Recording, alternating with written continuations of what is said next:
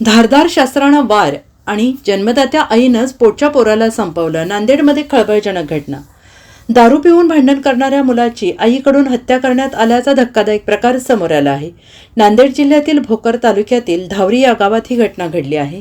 बालाजी राऊत असं मृत्यू झालेल्या तरुणाचं नाव असल्याची माहिती समोर येते आहे. दारूच्या नशेत असताना बालाजी राऊत या व्यक्तीकडून अनेकदा आई आणि पत्नीला जबर मारहाण करण्यात आली होती. दरम्यान संतापाच्या भरात आईनेच आपल्या पोटच्या मुलाचा जीव घेतल्याचा धक्कादायक प्रकार उघडकीस आलाय. दारू पिऊन भांडण करणाऱ्या मुलाला वैतागून आईने आपल्या मुलाच्या डोक्यात धारदार शस्त्राने वार करून त्याची हत्या केली. तर हत्या करण्यात आलेल्या बालाजी राऊत याच्या भावाने दिलेल्या फिर्यादीवरून भोकर पोलीस ठाण्यात आई नागाबाई राऊत हिच्यावर गुन्हा दाखल करण्यात आला आहे. बालाजी राऊत अनेक दिवसांपासून दारू पिऊन कुटुंबाला त्रास देत होता. या त्रासाला कंटाळून त्याची पत्नी माहेरी निघून गेली होती.